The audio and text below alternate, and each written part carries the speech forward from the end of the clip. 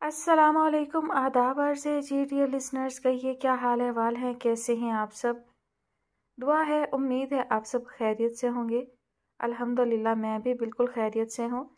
اور جی جناب، آپ کے لیے لے کر آئی ہوں ناول کی نیکسٹ ایپیسوڈ۔ ناول کا نام ہے اے عشق تیرے ہیں کھیل عجب، مصنفہ ہیں در سمن بلال، قسط نمبر 7۔ عنایا بیڈ پر لیٹی زارون کو مسلسل کال کر رہی تھی۔ پچھلے کئی گھنٹے سے عنایا کا زارون سے کوئی رابطہ نہیں ہوا تھا، اس کا کوئی میسج بھی نہیں آیا تھا۔ زارون کا نمبر پچھلے کئی گھنٹوں سے بند تھا، اسے رہ رہ کر اس پر غصہ آ رہا تھا۔ پتہ نہیں کہاں ہے یہ، کیوں فون بند کر رکھا ہے؟ اس سے پہلے تو اس نے ایسا کبھی نہیں کیا۔ عنایا غصے میں بڑبڑاتی جھنجھلا کر موبائل بیڈ پر پھینک کر سامنے دیوار میں لگی LED آن کر کے کوئی پروگرام دیکھنے لگی۔ اسی اثناء میں دروازے پر دستک ہوئی۔ یس کم ان، عنایا نے پلٹ کر دیکھے بغیر کہا۔ دروازہ کھول کر کوئی اندر داخل ہوا تھا، جس کے اندر داخل ہوتے ہی ایک مخصوص اور قیمتی پرفیوم اور تازہ پھولوں کی مہک نے کمرے کو معطر کر دیا تھا۔ وہ جو عام سے حلیے میں پلازو پہ سلیو لیس ٹاپ پہنے اوندھی لیٹی ٹی وی دیکھ رہی تھی، ایک دم سے اٹھ کر بیٹھ گئی۔ قدموں کی چاپ قریب آ رہی تھی۔ عنایا نے بے یقینی سے پلٹ کر دیکھا تو خوشی سے اس کے منہ سے چیخ نکل گئی تھی۔ Oh God Zaroon, I can't believe this. Anaya bed سے چھلانگ مار کر اتری اور خوشی سے بے ساختہ اور بے یقینی کے عالم میں زارون سے لپٹ گئی۔ یہ بہت خوبصورت سرپرائز ہے۔ خوبصورت لوگ ہی ایسے خوبصورت سرپرائز دیتے ہیں۔ عنایا کے لبوں سے بے ساختہ ادا ہونے والے جملے پہ زارون دھیرے سے مسکراتے ہوئے بولا، اور اس نے دھیرے سے فلاور باسکٹ اس کی طرف بڑھائی۔ مجھے یقین نہیں آ رہا تم میرے سامنے ہو، میرے پاس ہو، عنایا نے پھولوں کی مہک کو محسوس کرتے ہوئے محبت سے کہا۔ تو پھر بتاؤ مجھے کیسے یقین دلاؤں میں تمہیں کہ میں تمہارے سامنے ہوں، تمہارے پاس ہوں؟ زارون نے گمبھیر لہجے میں کہتے ہوئے عنایا کو ایک بار خود سے قریب کر لیا۔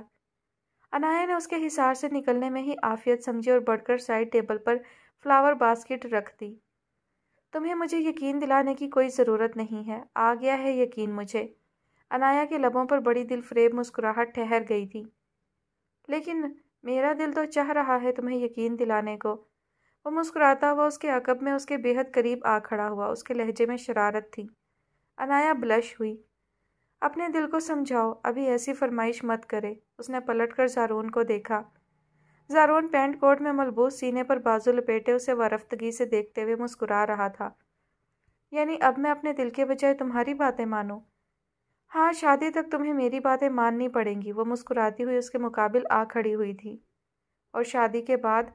زارون نے اسے کندھوں سے تھام کر خود سے اور قریب کیا۔ مجھے نہیں پتا۔ عنایا نے بلش ہوتے ہوئے اسے اپنے دونوں ہاتھوں سے پرے کیا اور اس کے قریب سے نکلنا چاہا۔ زارون نے اس کی کلائی پکڑ لی۔ مگر مجھے پتا ہے، شادی کے بعد میں صرف اپنے دل کی سنوں گا، صرف اپنے دل کی مانوں گا۔ زارون نے فیصلہ سناتے ہوئے محبت سے چور لہجے میں اسے کلائی سے پکڑ کر ایک بار پھر خود سے قریب کیا۔ تمہارا دل بہت سٹوپڈ ہے، مجھے پتا ہے وہ ہمیشہ غلط فرمائشیں ہی کرے گا۔ عنایا نے اس کی ٹائی کی ناٹ کو ڈھیلا کیا۔ محبت کرنے والا دل سٹوپڈ ہی ہوتا ہے نا؟ زارون نے اس کے ماتھے پر آئے بالوں کو پرے ہٹایا۔ اچھا نا، اب بس بھی کرو۔ اب وہ اس کی قمیض کے بٹنوں سے کھیل رہی تھی۔ اس کے لبوں پر خوبصورت سی مسکراہٹ رقصاں تھی۔ کیا بس کروں؟ زارون آج اسے بھرپور تنگ کرنے کے موڈ میں تھا۔ اسٹاپ اٹ زارون، تم روز بروز کتنے بے شرم ہوتے جا رہے ہو۔ عنایا نے اس کے کندھے پر مکہ مارا، انداز مصنوعی خفگی لیے ہوئے تھا۔ اور مجھے بے شرم ہونے پر مجبور کون کرتا ہے؟ تمہاری محبت، تمہارا حسن۔ زارون نے محبت بھرے لہجے میں بولتے ہوئے اس کی کلائی مروڑ کر اسے خود سے قریب کر لیا تھا۔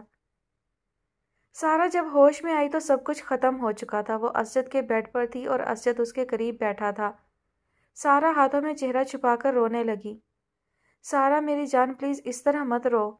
کیسے نہ روؤں؟ میری زندگی برباد ہو گئی اور تم کہہ رہے ہو کہ میں روؤں نہیں؟ پلیز جانے اسجد، محبت میں ایسی غلطیاں ہو جاتی ہیں۔ اسجد نے پیار سے اسے چپ کرواتے ہوئے اس کے چہرے سے ہاتھ ہٹانے چاہے۔ مت کرو مجھ سے بات۔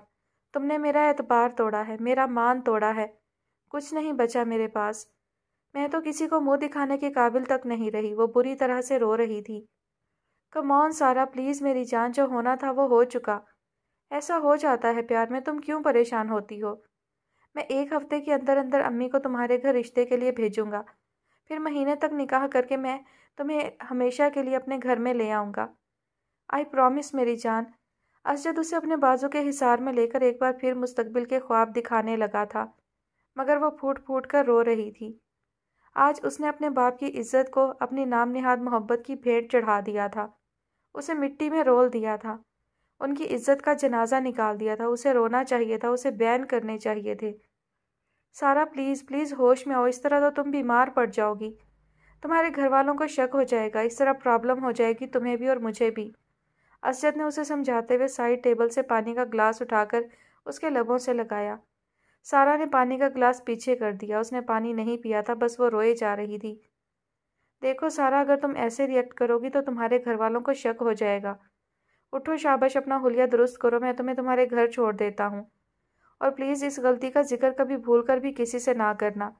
میں اسی ہفتے امی کو تمہارے گھر بھیجوں گا، پھر سب کچھ ٹھیک ہو جائے گا۔ اسجد سارا کو تسلیاں دے رہا تھا، اسے سمجھا رہا تھا، مگر وہ چپ تھی۔ البتہ اسجد کے سمجھانے پر وہ اٹھ گئی تھی۔ اس نے اسی طرح خاموشی سے باتھ روم میں جا کر منہ دھویا، اپنے بال سمیٹے اور بیڈ سے نیچے لٹکتی چادر اٹھا کر اپنے سر پر لے لی تھی۔ چادر لیتے ہوئے وہ ایک بار پھر رو پڑی تھی، جیسے وہ چادر اس کا مذاق اڑا رہی ہو۔ اسجد اس کا ہاتھ تھام کر کمرے سے باہر لے آیا تھا۔ جب وہ یہاں آئی تھی تو اس کے پاس دنیا کی سب سے قیمتی چیز موجود تھی، مگر یہاں سے واپس جاتے ہوئے اس کے پاس کچھ نہیں تھا۔ اس سے محبت کرنے والے نے وہ قیمتی چیز لوٹ لی تھی، چھین لی تھی، اسے تہی دامہ کر دیا تھا۔ اب وہ گھر کے مین گیٹ سے باہر نکل آئے تھے۔ اسجد نے گھر کو لاک لگایا اور بائک سٹارٹ کر دی۔ سارا خاموشی سے بائک پر بیٹھ گئی۔ واپسی پر اس نے اپنے چہرے پر نقاب نہیں چڑھایا تھا۔ تمام راستے وہ بالکل خاموش رہی۔ 20 منٹ کے بعد بائک سارا کے گھر کے بجائے گلی کے قریب رک گئی تھی۔ وہ کسی روبوٹ کی طرح بائک سے اتر گئی۔ سارا پلیز پریشان نہیں ہونا، اسجد نے تسلی دی، مگر اس نے تو جیسے اسجد کی بات سنی ہی نہیں تھی۔ وہ اسی طرح خاموشی سے مرے مرے قدموں کے ساتھ آگے بڑھ گئی تھی۔ جو اس کے قدم گھر کی جانب اٹھ رہے تھے، اس کا دل اسے ملامت کر رہا تھا۔ وہ کس منہ سے اپنے گھر جائے گی؟ وہ کیسے اپنے گھر والوں سے نظریں ملائے گی؟ دماغ بار بار اسے سوال کر رہا تھا، اور وہ اسجد کی دی ہوئی تسلیوں سے اپنے دل کو، اپنے دماغ کو بہلا رہی تھی۔ اپنی گلی میں داخل ہوتے ہی اسے بہت سے لوگ اپنے گھر کے سامنے چٹائیاں بچھاتے نظر آئے تھے۔ لاشعوری طور پر اس کا دل تیزی سے دھڑکنے لگا۔ اس کے قدم تیز ہو گئے تھے۔ جب وہ گھر کے قریب پہنچی تو اسے چیخوں کی آوازیں آ رہی تھی، اور یہ چیخیں تو اماں، زارا اور زویا کی تھیں۔ اس کے جسم سے جیسے کسی نے رہی سہی جان بھی نکال لی تھی۔ وہ حیرت کا بت بنی کانپتی ٹانگوں سے گھر کے اندر داخل ہوئی تو اس کے ارد گرد جھکڑ سے چلنے لگے۔ دماغ معاف ہونے لگا۔ وہ پھٹی نگاہوں سے سامنے دیکھنے لگی۔ اس کے قدم گھر کی چوکھٹ پر جم گئے تھے۔ شاکر حسین کا مردہ وجود صحن کے بیچ رکھی چارپائی پر پڑا تھا۔ سیما بیگم، زارا، نگہت بیگم اور زویا سب شاکر حسین کی چارپائی کے پاس بیٹھی زاروں قطار رو رہی تھی۔ زویا رو رو کر نڈھال سی شاکر حسین کی چارپائی سے سر ٹکائے اب گم سم سی انہیں دیکھ رہی تھی۔ سارا کو اپنا سر گھومتا ہوا محسوس ہوا، اس کا جسم جیسے بے جان ہو گیا تھا۔ زارا روتی ہوئی دروازے میں کھڑی سارا کی طرف لپکی۔ سارا، ابا چلے گئے، ہم بے آسرا ہو گئے سارا، ابا چلے گئے، ہمیں چھوڑ کر چلے گئے۔ سارا کی چیخو پکار سن کر خضر باہر سے اندر آیا، مگر اگلے ہی لمحے سارا چکرا کر فرش پر گر چکی تھی۔ کئی عورتیں دوڑ کر اس کی طرف آئیں۔ پانی لاؤ، سارا بے ہوش ہو گئی ہے، جلدی کرو، خضر نے اپنی چھوٹی بہن کو عجلت میں آواز دی۔ زارون کے آتے ہی عنایا اور وہ شاپنگ میں مصروف ہو گئے تھے۔ انٹیریئر ڈیزائنر زارون کے بیڈ روم کو اس کی شادی کے حوالے سے نیو فرنیچر، پردوں اور نیو کلر اسکیم سے مزید شاندار بنانے میں مصروف ہو چکا تھا۔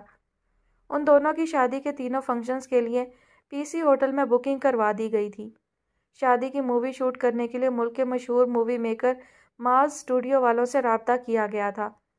سب تقریبات کے لیے تمام گھر والوں کے لیے ڈریسز مشہور ڈیزائنر سے تیار کروائے جا رہے تھے۔ بلا شبہ زارون اور عنایا کی ہونے والی شادی بڑی اور یادگار شادیوں میں شمار ہونے والی تھی۔ نور منزل میں نیو جنریشن میں ہونے والی اس پہلی شادی کو لے کر سب گھر والے بہت پرجوش اور خوش دکھائی دے رہے تھے۔ بس اب اکسم کی آمد کا انتظار تھا۔ اس کے اینول ایگزامز ہو رہے تھے۔ دوسری طرف اشال کا ہاتھ اب بالکل ٹھیک ہو چکا تھا۔ کچھ دن کے بعد وہ باقاعدگی سے ڈاکٹر عمر کے ساتھ ہسپتال جانے لگی تھی۔ پہلے وہ مجبوراً جاتی تھی، اب وہ شوق سے جانے لگی تھی۔ شاید وہ یہی سوچ رہی تھی یا تبدیلی تھی کہ وہ میڈیکل کے شعبے کو سیریس لینے لگی تھی۔ اسے احساس ہونے لگا تھا کہ عام آدمی اور ڈاکٹرز کی زندگی میں کتنا فرق ہوتا ہے، کہ ڈاکٹر کو کس قدر ذمہ دار ہونا پڑتا ہے، انہیں کتنا اپنے پیشے سے مخلص ہونا چاہیے۔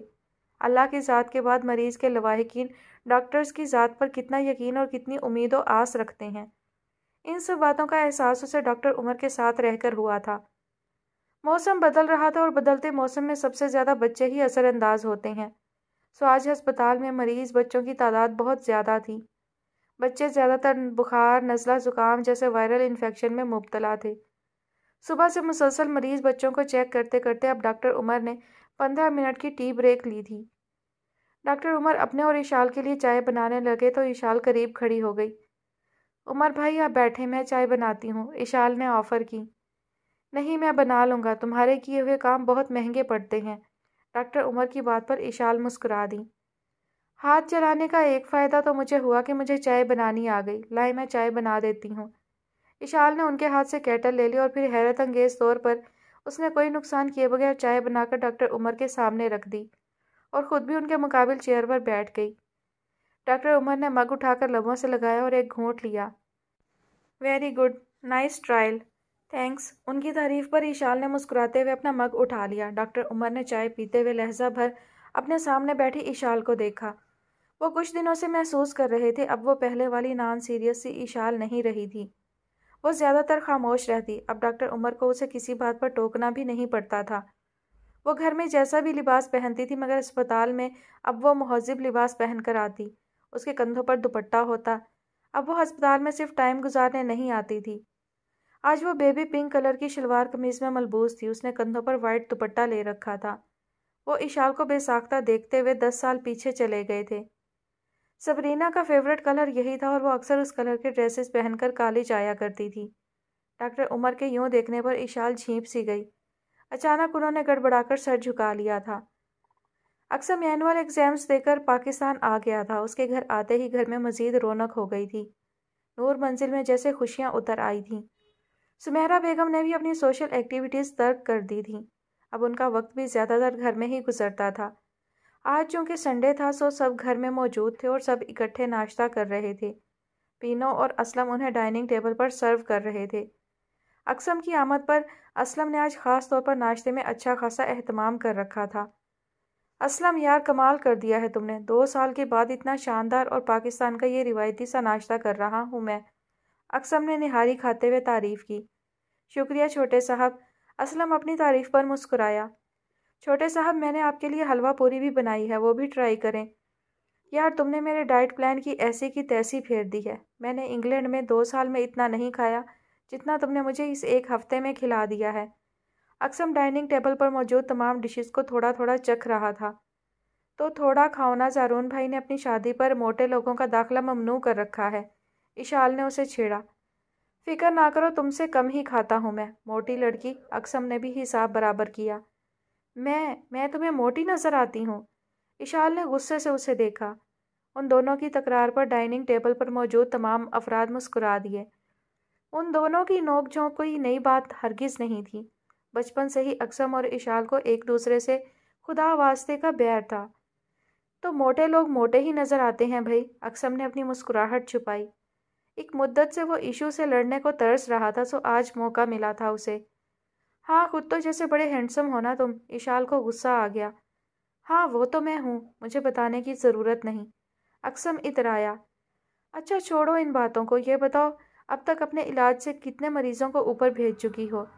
اکسم کی بات پر سب گھر والوں نے بمشکل اپنی ہنسی دبائی تھی مگر اشال کا پارا ہائی ہو گیا تھا۔ بکواس مت کرو، اللہ کا شکر ہے اب تک ایسا کچھ نہیں ہوا۔ یہ تو عمر بھائی ہی بتائیں گے، تم تھوڑی بتاؤ گی۔ اکسم کو اسے زج کر کے اسے چھیڑ کر مزہ آیا کرتا تھا۔ پوچھ لینا تم عمر بھائی سے اور کر لینا تم اپنی تسلی، اشال نے لٹھ مار جواب دیا۔ نور منزل کے مکین ان دونوں کی تکرار سے واقف تھے سو ایک عرصے کے بعد ان دونوں کی ہونے والی تکرار کو انجوائے کر رہے تھے۔ ویسے ایشو تمہیں انسانوں کا ڈاکٹر بننے کی بجائے جانوروں کا ڈاکٹر بننا چاہیے تھا، बड़े पापा आप समझा लें अपने बेटे को, वरना मुझसे बुरा कोई नहीं होगा। इशाल ने अपने सामने बैठे कॉफ़ी पीते दाऊद चौधरी को मुखातिब किया। अक्सम बुरी बात बेटा, क्यों मेरी इशू को तंग कर रहे हो? पापा मैं तो इस मोटी को मुखलिसाना मशवरा दे रहा था। तुमने फिर मुझे मोटी कहा। इशाल गुस्से में अपनी चेयर से उठी। तो मोटी को मोटी ना कहूँ तो और क्या कहूँ? अक्सम हनूज शरारत के मूड में था। कम ऑन इशू, अक्सम तुम्हें छेड़ रहा है और तुम ख्वामखा सीरियस हो रही हो। अनाया ने ब्राउन ब्रेड खाते हुए उसे समझाया। एनी तुम तो हमेशा अपने देवर की ही साइड लेती हो। इशाल ने मुंह फुलाया। अक्सम मत तंग करो मेरी बहन को। सारून ने मुस्कुराते हुए अक्सम को सरजनिश की। भैया मैं कहाँ तंग कर रहा हूँ, मैं तो इसे हकीकत बता रहा हूँ। 2 साल में ये खा खा कर कितनी गोलगप्पू सी हो गई है, मैं तो इसे पहचान ही नहीं पाया। अक्सम ने शरारत से ज़ारून को आंख मारकर इशाल को मज़ीद गुस्सा दिलाया। दादो, बड़ी मम्मा आप देख रही हैं, ये आते ही मेरे साथ पुरानी दुश्मनी निकाल कर बैठ गया है। वो रोहांसी हुई। अक्सम तुम पिटोगे मेरे हाथों से। सुमेरा बेगम ने मुस्कुराहट छुपाते हुए अक्सम को डांटा। मम्मा मुझे क्या ज़रूरत है इस चुड़ैल से दुश्मनी पालने की? पहले तुमने मुझे मोटी कहा और अब तो मुझे चुड़ैल कह रहे हो। I will kill you. Ishal गुस्से में जारहाना अंदाज में उसकी तरफ लपकी। अक्सम ने वहाँ से भागने में आफियत समझी। अल्लाह जाने ये दोनों शादी के बाद एक दूसरे के साथ कैसे रहेंगे। नूर बेगम ने सर थाम लिया। इशाल अक्सम के पीछे भागते भागते लान में पहुंच गई थी। डाइनिंग रूम में सब ग्लास वाल से उन दोनों को बच्चों की तरह एक दूसरे के पीछे भागते हुए देखकर मुस्कुरा रहे थे। अम्मा आप क्यों परेशान होती हैं? आप तो जानती ही हैं बचपन से ही ये दोनों एक दूसरे को चिढ़ाने का कोई मौका हाथ से नहीं जाने देते। इसके बावजूद दोनों में प्यार भी है और दोस्ती भी। दाऊद चौधरी ने ग्लास वाल से उन दोनों को देखते हुए नूर बेगम को तसल्ली दी। और थोड़ी देर के बाद देखिएगा, बाहर सड़क पर ये दोनों रोलर स्केट्स पहनकर इकट्ठे स्केटिंग करते नजर आएंगे। ज़ारून ने नैपकिन से मुंह साफ करते हुए अपनी राय दी। भाई सुमेरा तुम आजकल में अक्सम से इशाल के सिलसिले में बात करो, और एनी बेटा इशाल चूँकि तुम्हारे बहुत करीब है, तुम अपनी तरफ से उससे अक्सम के हवाले से बात करो। मैं चाहता हूँ जल्द अज जल्द इन दोनों को भी मंगनी के बंधन में बांध दिया जाए, ताकि इनकी लड़ाइयों से हमें भी छुटकारा मिल सके। आखिरी जुमला उन्होंने मुस्कुराते हुए अदा किया था। डोंट वरी बड़े पापा, मैं इशू से बात कर लूँगी। अनाया ने जूस पीते हुए उन्हें मुतमईन किया। लान में माली ने पानी का पाइप लगा रखा था और वो पौधों को पानी दे रहा था। जब मुसलसल अक्सम के पीछे भागने के बावजूद वो हाथ ना आया, तो इशाल ने माली के हाथ से पाइप झपट लिया और पाइप से अक्सम को भिगोना चाहा, मगर अक्सम कमाल फुर्ती से अपनी जगह से हट गया था। अलबत्ता गेट से दाखिल होकर लान की तरफ आते डॉक्टर उमर ज़रूर भीग गए थे। करीब खड़ा अक्सम इस दिलचस्प सूरत हाल पर हंसने लगा। माली बाबा ने दौड़कर पानी का नल बंद कर दिया था, मगर वो बेयकीनी से यूं ही अपनी जगह पर पाइप हाथ में पकड़े हुए खड़ी थी। डॉक्टर उमर भीगे कपड़ों के साथ इशाल को खा जाने वाली नज़रों से देखते हुए उसे सख्त सुस्त सुनाने के लिए आगे बढ़े, तो इशाल पाइप वहीं फेंक कर सरपट अंदर की तरफ भागी। अस्सलामुअलैकुम उमर भाई, कैसे हैं आप? अक्सम ने आगे बढ़कर उनसे सलाम लिया। वालेकुम अस्सलाम भाई, 5 मिनट पहले तो बिल्कुल ठीक था, मगर अब ठीक नहीं हूँ। डॉक्टर उमर ने अपने भीगे वजूद को देखते हुए झंझला कर कहा, तो अक्सम कतरे शर्मिंदगी से सर खुजाते हुए बोला, सॉरी उमर भाई, आपको तो पता है इशू ऐसे ही उल्टे सीधे काम करती है। एनीवेज आप यहाँ क्यों खड़े हैं, अंदर आए ना। नहीं यार, इन भीगे कपड़ों में अंदर जाकर खुद का मजाक बनाने से बेहतर है मैं वापस चला जाऊँ। मैं फिर आऊँगा, मेरी गाड़ी बाहर खड़ी है, मैं चलता हूँ। मम्मा तुम्हें बहुत याद कर रही हैं, फारिग होकर तुम घर का चक्कर लगा लेना। डॉक्टर उमर की बात पर वह धीरे से मुस्कुरा दिया। अभी वह एक दिन पहले ही साजिदा पुप्पो और मुनाब से मिलकर आया था। जी उमर भाई, मैं तो आजकल फारिग हूँ, शाम को चक्कर लगाऊंगा। ओके फिर शाम में मिलते हैं, मैं अब चलता हूँ। डॉक्टर उमर अक्सम से हाथ मिलाकर गेट की जानिब बढ़ गए। मुनाब आजकल एक मशहूर टीवी चैनल के लिए स्क्रिप्ट लिख रही थी, सो वह बहुत मसरूफ़ थी। गुज़िश्ता दिनों एक चैनल पर उसकी लिखी हुई टेलीफिल्म ने भी ड्रामा इंडस्ट्री में धूम मचा दी थी। मुनाब अपने कमरे में राइटिंग टेबल पर झुकी बड़े इन्हमाक से स्क्रिप्ट लिखने में मसरूफ़ थी कि अचानक कुछ जानी पहचानी आवाज़ों ने उसकी तवज्जो अपनी जानिब मबजूल की। अगले ही लम्हे अक्सर मुस्कुराता हुआ उसके कमरे में दाखिल हुआ। कैसी हैं राइटर साहिबा, और क्या लिखा जा रहा है आजकल? अक्सम ने एक हाथ उसकी टेबल पर और एक हाथ उसकी चेयर पर रखा हुआ था। एक चैनल के लिए स्क्रिप्ट लिख रही हूँ। तुम सुनाओ कैसे हो और कैसा लग रहा है पाकिस्तान आकर? مناب نے آنکھوں سے گلاسز اتار کر اقسم کو دیکھا۔ ٹھیک ہوں اور آف کورس یہاں اپنے گھر اپنے لوگوں میں آ کر بہت اچھا لگ رہا ہے۔ اقسم نے بغور مناب کا چہرہ دیکھا۔ وہ تھوڑی پریشان دکھائی دے رہی تھی۔ کوئی پریشانی ہے کیا؟ تمہیں کیسے پتہ چلا؟ ہر وقت میرے دل میں رہتی ہو، میری آنکھوں میں سمائی رہتی ہو، مجھے کیسے پتہ نہیں چلے گا؟ اس نے دل میں سوچا۔ بچپن سے آپ کو جانتا ہوں، اقسم کا انداز جتانے والا تھا۔ ہاں میں واقعی پریشان تھی، مناب مسکرا دی۔ مگر کیوں؟ ولی زارون کی شادی پر نہیں آ سکے گا، اس کے بغیر سب کچھ ادھورا لگے گا مجھے۔ بولتے بولتے مناب کے لہجے میں اداسی اتر آئی تھی۔ شکر ہے نہیں آ رہا ہے، ورنہ کباب میں ہڈی ضرور بنتا وہ۔ اقسم کو یہ خبر سن کر ایک عجیب سی خوشی محسوس ہوئی تھی۔ اوکے یار آپ اداس نہ ہو، سیریسلی آپ اداسی میں بالکل بھی اچھی نہیں لگتی ہیں۔ چلیں اٹھے، میرے لیے کافی بنائیں، میں اسپیشلی آپ کے ہاتھ کی کافی پینے آیا ہوں۔ اقسم نے اسے بازوں سے پکڑ کر چیئر سے اٹھایا۔ اچھا تو تم یہاں صرف اپنی من پسند کافی پینے آئے ہو؟ میں ایویں سمجھی تھی کہ تم مجھ سے اور مما سے ملنے آئے ہو۔ ملنے تو صرف آپ سے آتا ہوں، کافی کا صرف بہانہ بناتا ہوں۔ اس کے دل نے دہائی دی، مگر ہمیشہ کی طرح اس نے اپنے دل کی آواز کو زبان تک آنے کی اجازت نہیں دی۔ اب ایسی بھی کوئی بات نہیں ہے، اتنا بے مروت نہیں ہوا میں۔ ایشو اور میں دراصل آپ سے اور پھپھو سے ملنے ہی آئے ہیں۔ میں نے سوچا کیوں نہ اس موقع سے فائدہ اٹھایا جائے۔ اقسم مسکرایا۔ چھوٹو تمہاری عادتیں کبھی نہیں بدلیں گی۔ مناب مسکراتی ہوئی چیئر سے اٹھ کھڑی ہوئی۔ جب وہ دونوں باتیں کرتے کرتے کچن میں پہنچے تو اشال اور ساجدہ بیگم پہلے سے کچن میں موجود تھیں۔ ہائے مناب کیسی ہو؟ اشال بے اختیار آگے بڑھ کر اس کے گلے لگی۔ فائن یار، اچھا کیا تم بھی چھوٹو کے ساتھ آ گئی۔ تم دونوں کے آنے سے ہمارے گھر کی خاموشی ٹوٹ جاتی ہے۔ مناب کی بات پر ایشو دھیرے سے مسکرا دی اور اشال شیلف پر رکھے ایک باؤل میں انڈے پھینٹنے لگی۔ اقسم یہ منظر دیکھ کر حیران ہوا۔ ایشو یار، جہاں تک مجھے یاد پڑتا ہے کچن کا اور تمہارا تو دور دور تک کوئی تعلق واسطہ نہیں تھا۔ تمہیں تو چائے تک بنانی نہیں آتی تھی، پھر یہ کایا پلٹ کیسی؟ ساری زندگی انسان ایک جیسا نہیں رہتا، ایک جیسی زندگی نہیں گزار سکتا۔ کبھی کبھی وقت اتنی خاموشی سے انسان کو بدل کر رکھ دیتا ہے کہ اسے خود کو بھی علم نہیں ہوتا کہ وہ کب اور کیسے بدل گیا۔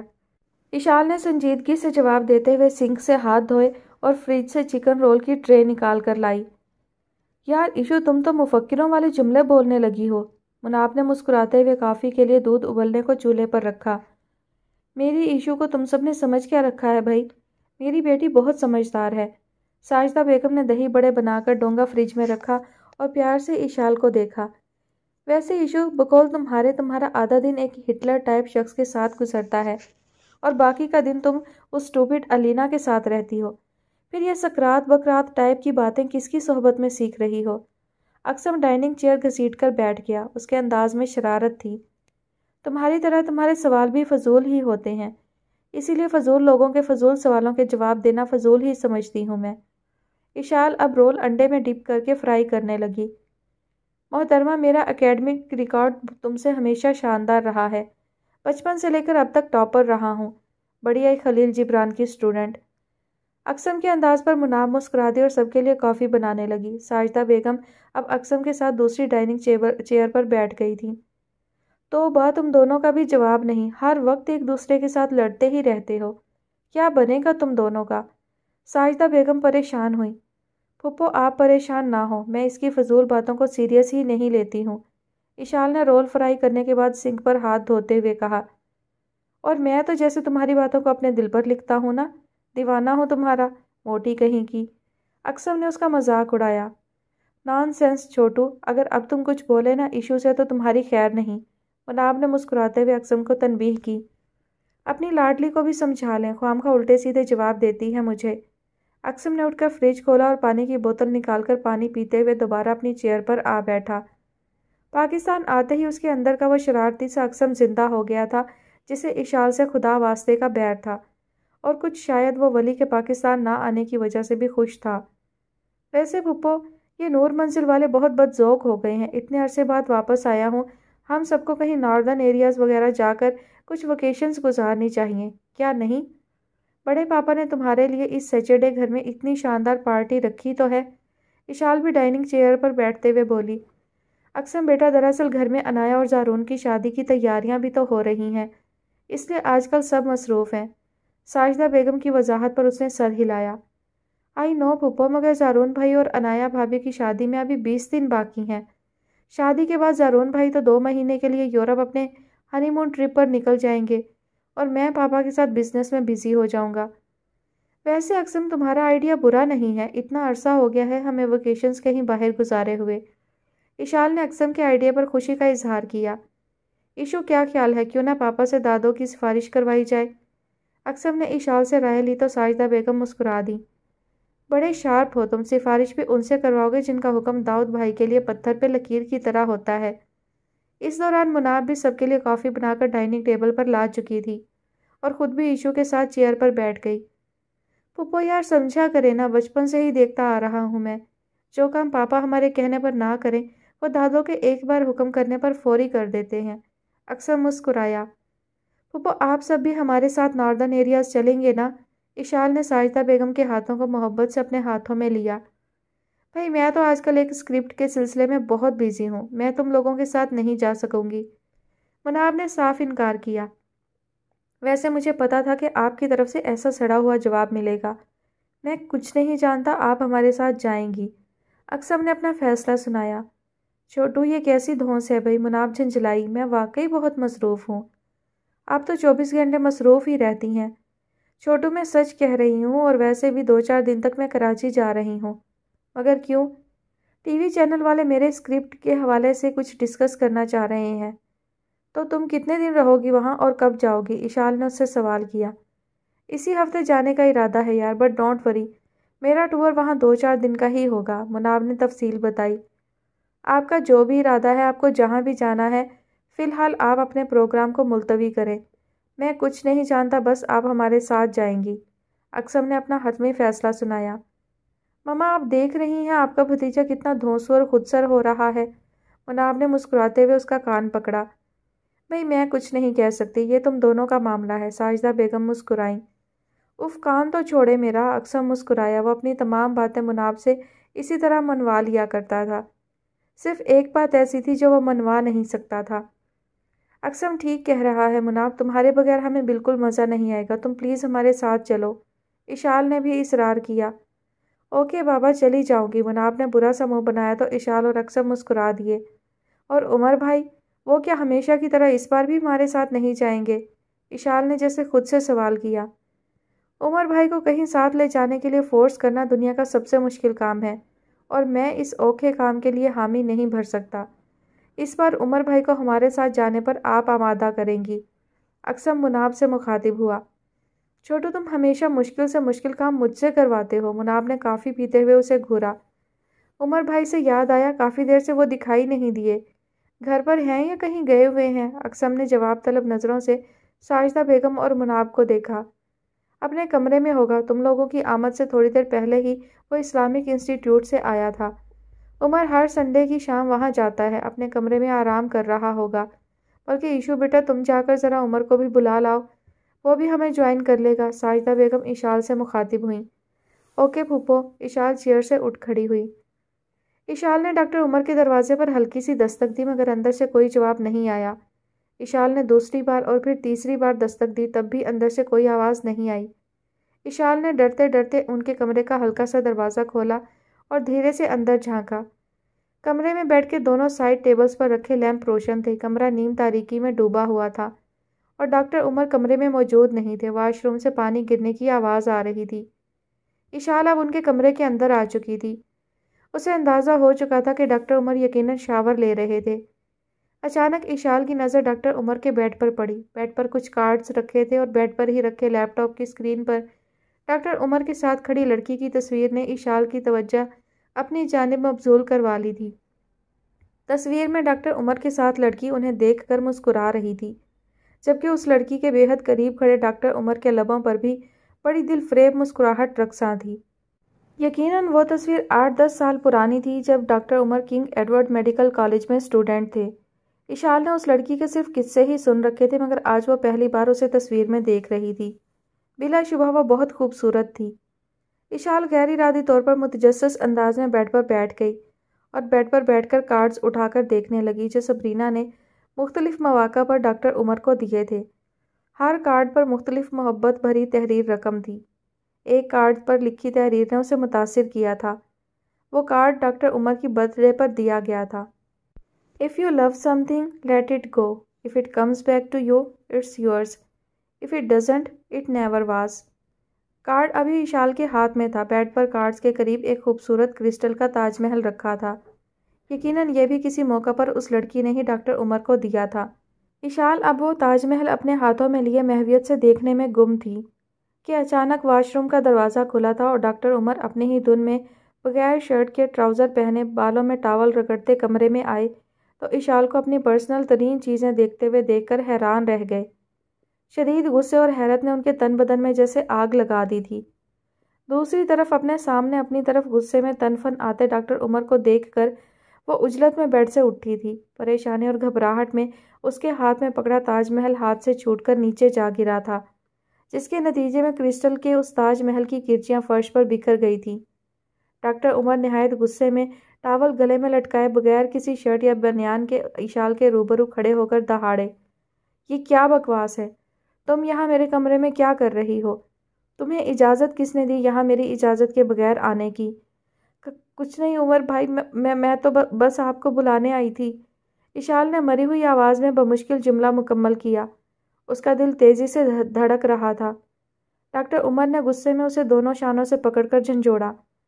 میری اجازت کے بغیر میری پرسنل چیزیں دیکھنے کی تمہیں جرت کیسے ہوئی؟ وہ اس کے سامنے اس کے بے حد قریب کھڑے تھے۔ اشال انہیں بغیر شرٹ کے یوں اپنے مقابل کھڑے دیکھ کر نظریں جھکا گئی۔ ان کے ہاتھوں کی گرفت اس کے کاندھوں پر اتنی سخت تھی کہ اس کی آنکھیں آنسوؤں سے بھر گئیں۔ بولو، جواب دو، میں تم سے کچھ پوچھ رہا ہوں۔ سوری، اشال کی آنکھیں چھلک پڑی۔ تمہارے ہر الٹے سیدھے کام پر تمہیں ہر بار معافی نہیں دی جا سکتی۔ میں تو سمجھتا تھا کہ تم اب مہذب ہو گئی ہو، سمجھدار ہو گئی ہو، مگر نہیں، تم ہمیشہ سے نان سینس تھیں اور ہمیشہ رہو گی۔ ڈاکٹر عمر نے ایک جھٹکے سے اسے پیچھے کیا اور غصے میں بولتے وارڈروب کی طرف بڑھ گئے۔ انہیں شاید احساس ہو گیا تھا کہ کس کے سامنے کھڑے تھے۔ اشال کی آنکھوں سے آنسو چھلک پڑے تھے اور وہ ان کے کمرے سے باہر نکل گئی۔ قصور اس کا اپنا ہی تھا، مگر جانے کیوں اس کے دل کو آج عجیب طرح سے ٹھیس پہنچی تھی۔ وہ ڈاکٹر عمر کے انداز پر، ان کے لہجے سے ہرٹ ہوئی تھی۔ شاکر حسین کو اس دنیا سے گئے ہوئے 10 روز ہو چکے تھے۔ ایکسیڈنٹ کی وجہ سے ان کے دماغ میں کوئی اندرونی چوٹ آئی تھی جس سے وہ جاں بر نہ ہو سکے۔ ان کے جانے سے جیسے سب کچھ ہی ختم ہو گیا تھا۔ گھر کاٹنے کو دوڑتا تھا۔ سیما بیگم عدت میں تھیں۔ ساری زندگی انہوں نے شاکر حسین کی عزت اور قدر نہ کی تھی، اور اب جب وہ اس دنیا سے جا چکے تھے تو سیما بیگم کو ایسے لگتا جیسے ان کے سر سے سائبان چھن گیا ہو۔ گلو مہینے بھر کا راشن ڈال کر سیما بیگم کو ایک موٹی سی رقم دے کر چلا گیا تھا۔ زارا کی اس بار اللہ نے سن لی تھی۔ 3 بیٹیوں کے بعد باپ کے کل والے دن اس کے ہاں بیٹے کی ولادت ہوئی۔ زارا کو خوشی ملی بھی تو باپ کے مرنے کے بعد۔ زارا کے ہاں بیٹے کی پیدائش نے سب کو مطمئن ضرور کیا تھا، مگر خوش نہیں، کیونکہ گھر کا ماحول انتہائی سوگوار تھا۔ زویا اور سارا اب بھی شوق کی کیفیت میں تھیں۔ زویا کے سامنے شاکر حسین نے جان دی تھی۔ اس کے لبوں پر ایک چپ لگ گئی تھی، نہ وہ بولتی تھی، نہ وہ کچھ کھاتی تھی، نہ اسے کپڑے بدلنے کا ہوش تھا۔ شاکر حسین کی موت، گلو کا جھوٹ اور اس امیر زادے کی بے رحمی نے اسے ذہنی طور پر اس قدر ڈسٹرب کر دیا تھا کہ وہ جہاں بیٹھتی کئی گھنٹے وہاں ہی بیٹھی رہتی۔ خضر شام کو جاب سے واپسی پر ان کے ہاں روز چکر لگاتا، سب کی خیر خیریت پوچھتا، زویا کو سمجھاتا، سارا کو تسلی دیتا، انہیں زندگی کی طرف واپس لانے کی کوشش کرتا۔ دوسری طرف سارا کی حالت بھی زویا سے مختلف نہیں تھی۔ اس نے بڑے شوق سے آسٹریلین طوطے پال رکھے تھے جو اس کی توجہ نہ ملنے کی صورت میں ایک ایک کر کے مرتے جا رہے تھے۔ سارا کو ہر وقت یہ احساس جرم ستاتا جیسے وہ اپنے باپ کی مجرم ہو۔ اپنے باپ کی عزت کو اس نے چند کمزور لمحوں کی رفاقت میں کیسے مٹی میں رول دیا تھا۔ اس کا اندر میلا ہو گیا تھا، داغدار ہو گیا تھا۔ ایک اور طوطا مر گیا ہے۔ زویا پنجرے میں پانی اور دانہ ڈالنے لگی تو مردہ طوطے کو دیکھ کر افسوس کرنے لگی۔ سارا برآمدے کی سیڑھی پر ستون سے ٹیک لگائے گمسم سے انداز میں بیٹھی تھی۔ اسی اثنا میں دروازے پر دستک ہوئی۔ زویا نے دروازہ کھولا۔ ہنا اندر داخل ہوئی تھی۔ زویا سے سلام دعا کے بعد وہ برآمدے کی سیڑھی پر بیٹھی سارا کے پاس آ گئی۔ زویا دروازہ بند کر کے دوسرے کمرے میں چلی گئی تھی۔ زارا کا بیٹا مسلسل رو رہا تھا۔ شاید اسے فیڈر کی ضرورت تھی اور زارا اسے آواز دے رہی تھی۔ اب صحن میں صرف ہنا اور سارا بیٹھی تھی۔ سارا کیسی ہو؟ اور یہ کیا حلیہ بنا رکھا ہے تم نے؟ ہنا کو اس کی حالت پر افسوس ہوا۔ سارا خاموشی سے سر جھکا گئی۔ دیکھو سارا، ایسے مت کرو اپنے ساتھ، مرنے والوں کے ساتھ مرا نہیں جاتا۔ میں جانتی ہوں ماں باپ جیسا عظیم اور انمول رشتہ اس دنیا میں اور کوئی نہیں، مگر مسلمان ہونے کے ناطے ہم سب کا یہ عقیدہ ہے کہ ہم سب کو ایک نہ ایک دن لوٹ کر واپس جانا ہے۔ ہنا اس کے قریب اس کے ساتھ بیٹھی دھیرے دھیرے اسے سمجھانے لگی۔ سارا اسی طرح خاموشی سے سر جھکائے اس کی باتیں سن رہی تھی۔ سارا، تمہارا موبائل بھی مسلسل بند ہے۔ اسجد تمہارے لیے بہت پریشان ہو رہا ہے اور وہ تم سے بات کرنا چاہتا ہے۔ کل وہ مجھے کالج کے گیٹ پر ملا تھا، میں نے اسے شاکر انکل کی ڈیتھ کا بتایا تو وہ بہت پریشان ہوا۔ دراصل مجھے اسی نے تمہارے پاس بھیجا ہے، تم اپنا فون آن کرو، اسجد تم سے بات کرنا چاہتا ہے۔ ہنا نے اصرار کیا۔ مجھے اس سے کوئی بات نہیں کرنی ہے، میں اس کا فون واپس کر دوں گی۔ سارا، پاگل مت بنو، وہ تم سے محبت کرتا ہے اور تم سے شادی کا خواہش مند ہے۔ وہ تمہارے لیے بہت پریشان تھا، وہ تم سے بات کرنا چاہتا ہے۔ تم ایک بار فون تو آن کرو، اس کی بات تو سنو۔ ہنا اسجد کی وکیل بن کر آئی تھی، سو خوب اس کی وکالت کر رہی تھی۔ وہ ابھی یہ نہیں جانتی تھی کہ اسجد سے آخری ملاقات میں اس نے سارا کے ساتھ کیا کیا تھا۔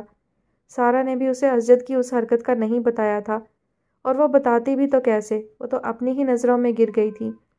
سارا خاموشی سے اس کی باتیں سنتی رہی۔ آنٹی اور زارا بچو کہاں ہیں؟ ہنا نے پوچھا۔ وہ کمرے میں ہیں، امی عدت میں ہیں اور بچو چیلے میں۔ اور بچیاں نظر نہیں آ رہی ہیں؟ وہ ابا کے کمرے میں ہوم ورک کر رہی ہوں گی۔ سارا آہستگی سے اس کے سوالوں کے جواب دیتی رہی۔ زویا آپی بھی کمرے میں ہے، موقع اچھا ہے، میں اسجد کو کال ملاتی ہوں، تم مجھ سے بات کر لو۔ ہنا نے اپنے موبائل سے اسجد کو کال ملائی اور فون سارا کے کان سے لگا دیا۔ سارا میری جان، کیسی ہو تم؟ دوسری طرف اسجد نے بے تابی سے اس کا حال پوچھا۔ زندہ ہوں۔ سارا میری جان، ایسے مت کہو، تمہیں میرے لیے اپنا خیال رکھنا ہے۔ مجھے تمہارے والد کی ڈیتھ کا سن کر بہت افسوس ہوا ہے، اللہ ان کی مغفرت کرے۔ آمین۔ ایک بار پھر مختصر جواب۔ سارا، تم کالج کب آؤ گی؟ پتہ نہیں۔ پلیز سارا، ایسی باتیں کر کے تم اپنے ساتھ ساتھ مجھ پر بھی ظلم کر رہی ہو، میں تم سے ملنا چاہتا ہوں، اسجد نے بے قراری سے کہا۔ مگر میں نہیں مل سکتی ہوں اب۔ لیکن کیوں؟ یہ تم بہت اچھی طرح سے جانتے ہو۔ مگر سارا، میں نے امی سے تمہاری اور اپنی شادی کی بات کر لی ہے۔ جو ہی تمہارے والد کا 40واں ہو جائے گا، میرے والدین آ کر تمہارا رشتہ مانگ لیں گے۔ پھر تم اتنی پریشان کیوں ہو رہی ہو؟ میری سمجھ میں نہیں آ رہا۔ سارا رونے لگی۔ سارا میری بات سنو۔ اگلے ہی لمحے سارا نے روتے ہوئے فون بند کر دیا۔ کیا ہوا، اتنی جلدی فون بند کر دیا؟ کیا تم دونوں میں کوئی جھگڑا ہوا ہے؟ نہیں، بس ایسے ہی، سارا نے اپنے آنسو صاف کیے۔ سارا یار، تم کالج آنا شروع کرو، اینول ایگزام سر پر ہیں، اور ویسے بھی اس طرح تم گھر میں بیٹھ بیٹھ کر بیمار پڑ جاؤ گی اور تمہارا سال بھی ضائع ہو جائے گا۔ ہنا ایک بار پھر اسے سمجھانے لگی۔ اس کا سال ضائع نہیں ہوگا اور یہ انشاءاللہ کل سے کالج جائے گی۔ زویا نے ان کے قریب آ کر ہنا کی بات کو آگے بڑھایا تھا۔ بہرحال سارا اگلے دن تو کالج نہیں گئی تھی، مگر کچھ دن کے بعد زویا نے اسے کالج جانے پر آمادہ ضرور کر لیا تھا۔ 15-16 دن کے بعد جب سارا کالج آئی تو ہنا اسے دیکھ کر بہت خوش ہوئی تھی۔ سارا اپنا موبائل کالج لے آئی تھی۔ ہنا کے سمجھانے پر اس نے اپنا موبائل آن کر لیا تھا۔ آدھے گھنٹے کے بعد اسجد کی کال آ گئی تھی۔ اسجد اس سے باہر ملنے کی خواہش کر رہا تھا۔ سارا کے انکار پر اسجد نے اس سے آخری بار ملنے اور ایک ضروری بات ڈسکس کرنے کا بہانہ بناتے ہوئے اسے تھوڑی دیر کے لیے باہر ملنے پر بالآخر آمادہ کر ہی لیا تھا۔ سارا جب کالج گیٹ سے باہر نکلی تو اسجد اس بار بائک کے بجائے گاڑی لیے کھڑا تھا۔ سارا فرنٹ ڈور کھول کر آگے بیٹھ گئی۔ اسجد بھی ڈرائیونگ سیٹ پر بیٹھ چکا تھا۔ کیسی ہو جانے اسجد؟ اسجد نے گاڑی آگے بڑھاتے ہوئے خاموش بیٹھی سارا سے پوچھا۔ ٹھیک ہوں۔ وہ خالی نظروں سے سڑک پر رواں دواں ٹریفک کو دیکھ رہی تھی۔ صرف ٹھیک؟ میرے ساتھ ہوتے ہوئے تو تمہیں بالکل ٹھیک ہو جانا چاہیے میری جان۔ اسجد نے اس کے ہاتھ پر اپنا ہاتھ رکھا۔ سارا خاموش رہی۔ آج اسے اسجد کی ایسی باتیں اچھی نہیں لگ رہی تھیں۔ اس نے آہستگی سے اپنا ہاتھ پیچھے کر لیا۔ کم آن سارا، کیا ہو گیا ہے تمہیں؟ اسجد نے حیرت سے اسے دیکھا۔ ایسی کون سی بات آپ نے ڈسکس کرنا تھی مجھ سے جو فون پر نہیں ہو سکتی تھی؟ سارا نے جواب طلب نظروں سے اسجد کو دیکھا۔ اسجد گاڑی ایک اجنبی راستے کی اجنبی سڑک پر لا چکا تھا۔ بتاتا ہوں، اتنی جلدی بھی کیا ہے؟ آپ کو نہیں ہے مگر مجھے ہے جلدی۔ میں زیادہ دیر آپ کے ساتھ نہیں رک سکتی، سارا نے وضاحت کی۔ اسجد نے گاڑی ایک سائڈ پر روک لی۔ مگر کیوں؟ اسجد، ہر کیوں کا جواب دینا ضروری نہیں ہوتا ہے۔ آپ مجھے وہ بات بتائیں جسے بتانے کے لیے آپ مجھے لائے ہیں۔ سچ بتاؤں تو ایسی کوئی بات ہی نہیں تھی، بس تمہارا دیدار کرنا تھا، تمہارے ساتھ کچھ پل گزارنے تھے، تمہیں اپنی محبت کا احساس دلانا تھا۔ اسجد نے اسے شانوں سے پکڑ کر خود سے قریب کرنا چاہا، مگر اگلے ہی لمحے سارا نے اسے پیچھے دھکیل دیا۔ مجھے ابھی اور اسی وقت واپس چھوڑ کر آئیں، میں شادی سے پہلے مزید یہ سب کچھ نہیں کر سکتی۔ مگر جانے اسجد، میں یہ چاہتا ہوں کہ تم میری محبت کا جواب ہمیشہ محبت سے دو۔ اسجد نے اس کا چہرہ اپنے ہاتھوں میں لے لیا۔ سارا نے تیزی سے اس کے ہاتھ پیچھے کر دیے۔ یہ کیا بدتمیزی ہے؟ اسجد کو غصہ آیا۔ آپ مجھے ہاتھ مت لگائیں۔ کیوں نہ لگاؤں تمہیں ہاتھ؟ 7 پردوں میں رہنے والی کوئی نیک پروین لڑکی نہیں ہو تم۔ اسجد نے غصے میں اس کی کلائی پکڑ کر ایک جھٹکے سے اسے خود سے قریب کیا۔ اتنے مہینوں میں پہلی بار سارا نے اسجد کو یوں غصے میں دیکھا تھا۔ چھوڑیں مجھے، یہ کیا کر رہے ہیں آپ؟ سارا نے بے بسی سے اسجد کو دیکھا۔ تمہیں یہاں میں نے اتنی جلدی اور اتنی آسانی سے چھوڑنے کے لیے نہیں بلایا۔ اسجد کا غصہ ہنوز برقرار تھا۔ اسجد، یہ کیا کہہ رہے ہیں آپ اور کس طرح کی باتیں کر رہے ہیں؟ چھوڑیں مجھے۔ سارا نے ازد حیرت سے اسجد کو دیکھا اور اپنا آپ اس کی گرفت سے چھڑانے کی بھرپور کوشش کی اور گاڑی سے نکلنا چاہا۔ اسجد نے اگلے ہی لمحے اس کے گاڑی سے نکلنے کی کوشش کو ناکام بناتے ہوئے واپس کھینچ لیا اور گاڑی لاک کر دی۔ آپ میرے ساتھ ایسا نہیں کر سکتے، وہ روحانسی ہوئی۔ بات سنو میری، اسجد نے سختی سے اسے بازوؤں سے پکڑ لیا۔ میں نے ایک ہوٹل میں کمرہ بک کروا رکھا ہے، چپ چاپ میرے ساتھ چلو۔ اس نے 2 ٹوک لہجے میں اپنا فیصلہ سنایا۔ میرے ساتھ ایسا کیوں کر رہے ہیں آپ؟ کیوں؟ سارا اس کی ڈیمانڈ سن کر رو پڑی۔ میرا جب دل چاہے گا میں تمہیں بلاؤں گا اور تمہیں میرے بلانے پر اسی طرح آنا ہوگا۔ بہت اٹھا لیے میں نے تمہارے ناز نخرے، اب اور نہیں۔ اسجد کی باتیں سن کر اس کا ذہن معاف ہو رہا تھا۔ میں بازار سے خریدی ہوئی کوئی چیز نہیں ہوں تمہارے لیے، جسے جب جی چاہے گا تم استعمال کرو گے۔ میں اب تمہارے ساتھ کسی بھی گناہ میں شریک نہیں ہو سکتی۔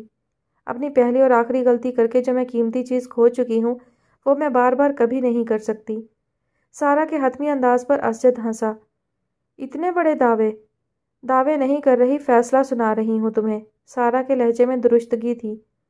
میری جان، یہ تو وقت بتائے گا، تم آؤ گی اور میرے بلانے پر ہر بار آؤ گی۔ چھوڑو مجھے ورنہ میں شور مچا کر لوگوں سے مدد مانگ لوں گی۔ سارا نے ایک بار پھر زور لگایا۔ اسجد نے ایک ہاتھ سے اسے قابو کیا اور دوسرے ہاتھ سے ڈیش بورڈ سے اپنا موبائل اٹھا لیا۔ ایسے دعوے بعد میں کرنا، پہلے اپنی یہ ویڈیوز تو دیکھ لو۔ اسجد نے موبائل سے ویڈیوز نکالیں۔ سارا کا جسم بے جان ہونے لگا، اس کی آنکھیں حیرت سے پھٹنے کو تھیں۔ وہ جب جب اسجد سے باہر ملی تھی، اسجد نے جس طرح سے اس سے اپنی محبتوں کا اظہار کیا تھا، وہ سب مناظر سارا کے سامنے تھے۔ آخری ویڈیو اسجد کے گھر بنائی گئی تھی۔ ویڈیو میں سارا اسجد کے بیڈ پر بیٹھی تھی، جبکہ وہ اس کے بے حد قریب بیٹھا ہوا تھا۔ اسجد نے اس کے سر سے چادر اتاری تھی اور پھر اگلے مناظر وہ پھٹی پھٹی نگاہوں سے ورطۂ حیرت میں مبتلا دیکھ رہی تھی۔ اسجد کے ساتھ اس کی محبت میں ڈوبے لمحات اس کا سر چکرانے لگا۔ سارا کو ایسے لگ رہا تھا جیسے وہ کوئی بھیانک خواب دیکھ رہی ہو۔ اس دن تمہیں کولڈ ڈرنک میں نشہ آور سیرپ ملا کر پلایا تھا میں نے، اسی لیے تو ہوش و خرد کی دنیا سے بیگانہ ہو گئی تھی تم۔ بہرحال میری بات کان کھول کر سن لو۔ اگر تم نے میری بات نہیں مانی تو اس ویڈیو کی CDs بنوا کر تمہارے گھر، تمہارے محلے اور تمہارے تمام رشتہ داروں کے گھر بھجوا دوں گا اور نیٹ پر اپلوڈ کر دوں گا یہ تمام ویڈیوز۔ پھر تمہاری عزت کا جو جنازہ نکلے گا وہ تمہارے گھر والوں کے ساتھ پوری دنیا بھی دیکھے گی۔ اس لیے میری جان، آئندہ اتنے بڑے دعوے مت کرنا اور نہ ہی مجھ سے الجھنے کی کوشش کرنا۔ میں جب جہاں تمہیں بلاؤں تمہیں وہاں میرے ساتھ چلنا ہوگا۔ اسجد کے اس ہولناک انکشاف، اس کے دھوکے اور مکروہ وجود نے سارا کو تو جیسے 7ویں آسمان سے زمین پر پٹک دیا تھا۔ یہ تھی اس کی محبت، یہ تھا اس کا عشق۔ اتنا بڑا دھوکہ، اتنا بڑا فریب۔ یہ کیسا عشق کر بیٹھی وہ، جس کا اتنا بڑا تاوان لیا تھا اس سے اس نامراد عاشق نے۔ اس کا وجود کرچی کرچی ہونے لگا۔ اس سے محبت اور عشق کے نام پر جھوٹی قسمیں کھانے والا، شدید گرمی میں سڑک پر گھنٹوں کھڑا اس کا انتظار کرنے والا، اس کو شادی کے سہانے اور حسین سپنے دکھانے والا وہ شخص، کیا اس کا یہ روپ بھی ہو سکتا تھا؟ وہ شخص جسے سارا نے دل کی گہرائیوں سے چاہا تھا، وہ اپنی ہوس پوری کرنے کے لیے اسے یوں بلیک میل بھی کر سکتا تھا۔ سارا کی محبت اس فریب پہ، اس دھوکے پہ چیخ رہی تھی، دہائی دے رہی تھی، بیان کر رہی تھی۔ زندگی کی گاڑی نے اسے محبت اور عشق کے نام پر دھوکہ دینے والے ایک ایسے اسٹیشن پر اتارا تھا جہاں صرف بدنامی کی دلدل تھی۔ سارا کے پاس اسجد کو کہنے کے لیے ایک لفظ بھی نہیں تھا۔ وہ ایک زندہ لاش کی طرح بے جان وجود کے ساتھ اسجد کے ساتھ گاڑی میں آ بیٹھی تھی۔ اسجد گاڑی کو جانے کن راستوں سے گزار کر ہوٹل کے اس روم میں اس کا ہاتھ تھامے لے گیا تھا جو اس نے بک کروا رکھا تھا۔ اسے کچھ خبر نہیں تھی، اس کا دماغ معاف ہو چکا تھا۔ وہ کسی روبوٹ کی طرح اسجد کے ساتھ اس کمرے میں آ گئی تھی جہاں اسے آ کر لگا تھا جیسے سارا نے شاکر حسین کو دوسری بار خود مارا ہو۔ دوسری بار ان کی عزت کی دھجیاں اڑائی گئیں، اور ایسا اب بار بار ہونا تھا۔ اسے اب روز مرنا تھا، اسے اب روز اس بھیانک ویڈیو کے ذریعے بلیک میل ہونا تھا اور خود کو برباد کرنا تھا۔ عشق نے اس کے ساتھ بڑا ظلم کیا تھا جس کا تاوان اسے آئے دن وصول کرنا تھا۔ گھر سے نکالے ایک غلط قدم نے اسے برائی کی ایسی دلدل میں لا دھکیلا تھا جہاں روز بروز اسے نیچے ہی نیچے دھنسنا تھا۔ وہ تو پہلے دن ہی مر گئی تھی اور اب وہ صرف سانس لیتی ایک لاش تھی۔ پہلے اس سے غلطی سے ایک گناہ ہوا تھا اور اب اسے اس گناہ میں بار بار ایسی غلطیاں کرنا تھیں۔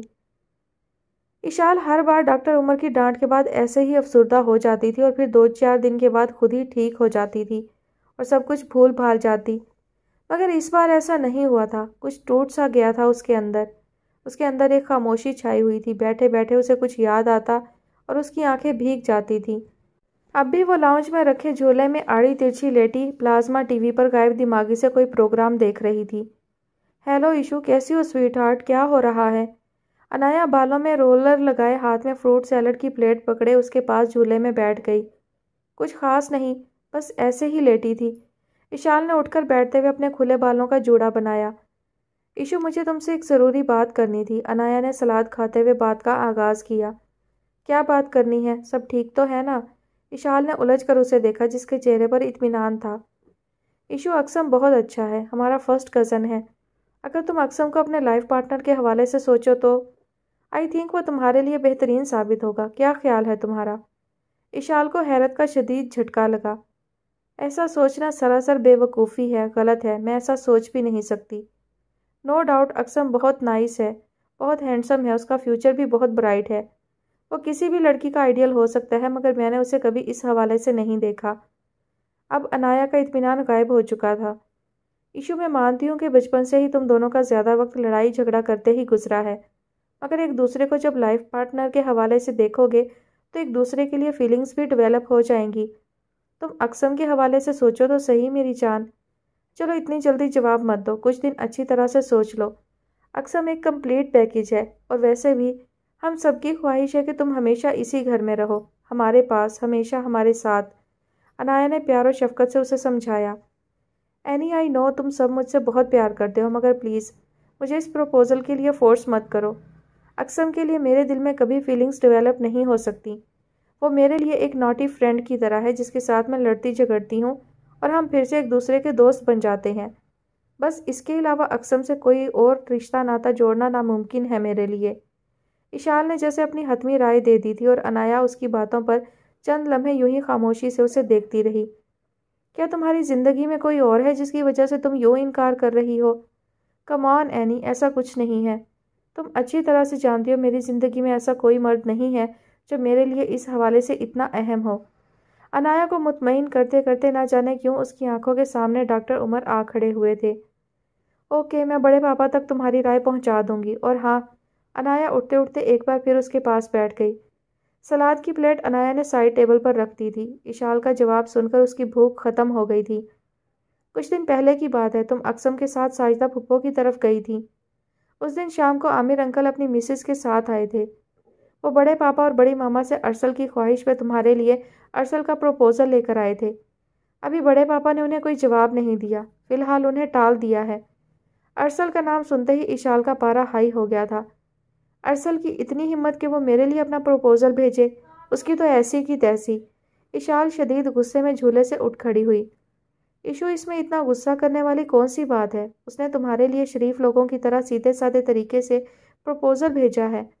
تمہیں بیوی بنانا چاہتا ہے، تم سے دوستی کر کے تمہیں گرل فرینڈ نہیں بنانا چاہتا وہ، انایا نے اسے سمجھایا۔ اشال غصے میں پیر پٹکتے ہوئے اپنے کمرے کی طرف بڑھ گئی اور انایا نے اپنا سر تھام لیا۔ نہ جانے وہ کیا چاہتی تھی۔ کمرے میں آ کر اشال غصے میں تھوڑی دیر ٹہلتی رہی، پھر اس نے اپنے موبائل سے ارسل کو کال ملائی۔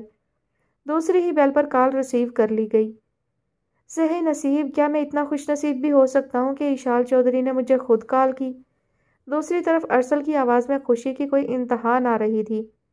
شٹ اپ، مجھے تمہاری اس حرکت پر اتنا غصہ آ رہا ہے کہ میں بتا نہیں سکتی۔